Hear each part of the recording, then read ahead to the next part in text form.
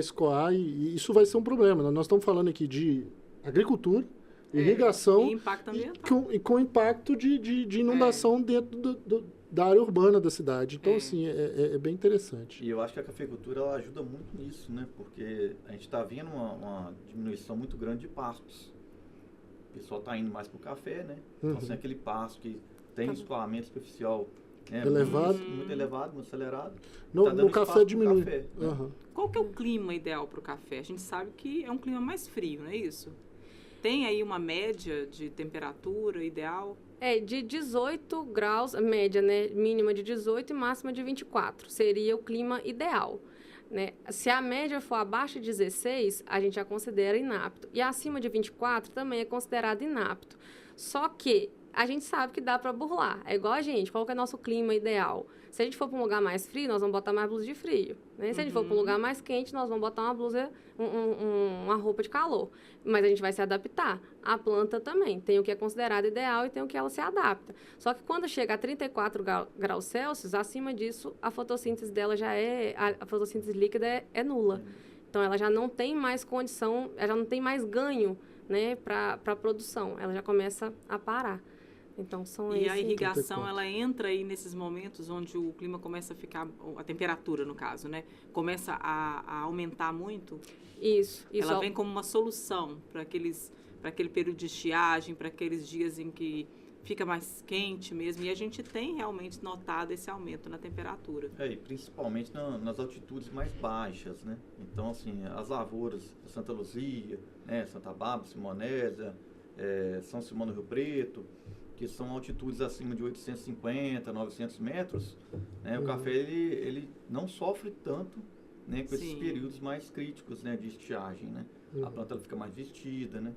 Só que aí abaixo dessa altitude, a gente já está vendo que a gente está tendo mais problemas, sabe? Tem operamento muito rápido, então, né? A irrigação ela se torna cada vez mais necessária, né, nessas altitudes mais baixas aí do que 800 metros. Mas aí eu fiquei numa dúvida no seguinte, a irrigação, ela ajuda na temperatura da planta ou ela compensa a temperatura da planta? Porque, tipo assim, eu tenho uma perda porque a temperatura está subindo e a água foi lá e compensou essa perda por estar lá. Ou não, mais água na planta, ela consegue fazer lá o processo dela, a estabilidade térmica da água é maior do que em períodos de estiagem e tal. Aí é uma dúvida de quem não entende nada de irrigação. Não é assim.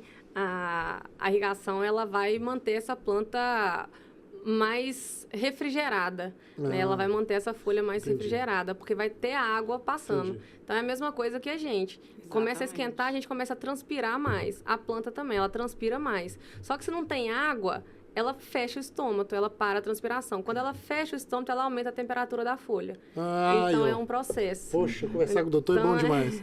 Agora eu entendi. Porque assim, peraí, eu vou botar água no pé. Tudo bem, eu tô morrendo de calor. Botar água no meu pé não vai resolver o meu problema. A não ser que eu ingira. Então, a boca da planta tá lá. É a raiz. Show. Então, e quando não tem, ela fecha o estômago e ela morre? Não é tão rápido assim, né? Ela vai se adaptando, né, aos processos. Mas porque até chegar a não ter água no solo para a planta morrer, tem que ser bem complicado. Porque mesmo que a gente não tá vendo, ainda tem um pouquinho de umidade, né? Então, é bem... geralmente não chega nesse ponto, só casos extremos mesmo. Que legal. Mas é esse o processo, né? Então, eu costumo explicar para os produtores o seguinte. A folha, ela tem uma janelinha, como se fosse uma janelinha, que chama estômago, né? E a raiz está lá, bebendo água. Então, quando o dia amanhece, por exemplo, para o café, o dia amanheceu. Então, é como se a gente fosse lá e abrisse a nossa janelinha da casa. A planta vai lá e abre a janelinha. Quando ela abre aquela janela, vai pegar o CO2 e vai começar a perder a água. Para cada molécula de CO2 que essa planta pega, ela custa para ela, né? Ela tem que pagar 400 moléculas de água para pegar uma de CO2. Não. E para fazer, durante o processo de fotossíntese, para fazer uma molécula de glicose, de açúcar, ela gasta 6 moléculas de CO2 e 6 de água. Só que para cada uma de CO2, ela pagou o preço de 400 de água.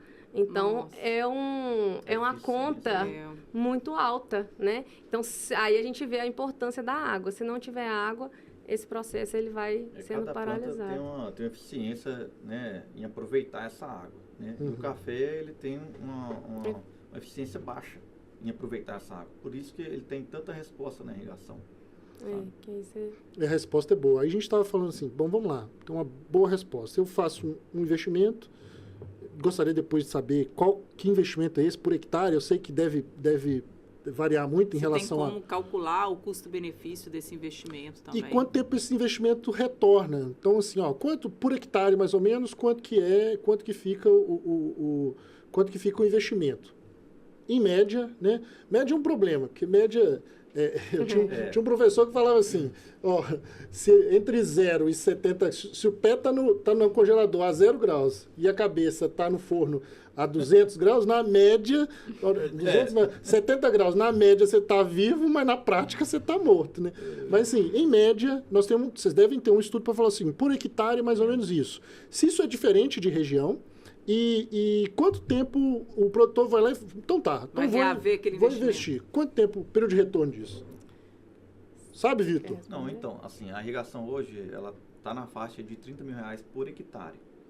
Claro, assim, tem sistemas automatizados, né? Então, assim, tem... Mais sofisticados. Mais sofisticados, então, assim, isso é uma média. De um sistema automatizado para um sistema mais simples. 30 por hectare. 30 mil por hectare. Né? E aí a Marla, né?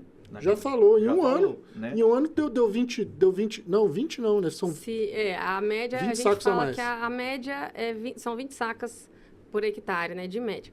Então, a gente coloca de 10 a 20 para facilitar Vamos a ser conta, mais né? modestos, né? Vamos considerar a pior situação, 10. Até sacas. a conta fica redondinha de fazer. Fica... 15 mil. Seria 15, só esse ano seria 15 mil. 2 anos tá pago. Exatamente. Nos últimos 5 anos, a conta que a gente faz é a seguinte, nos últimos 5 anos, né, de 2020 até agora 2024, né, pegar as 5 últimas colheitas, se a irrigação tivesse saído a R$30 mil por hectare e o produtor tivesse tido um aumento de 10 sacos por hectare, ele já teria pagado essa irrigação 1,5 vezes, com 10 sacas. Se fosse 20...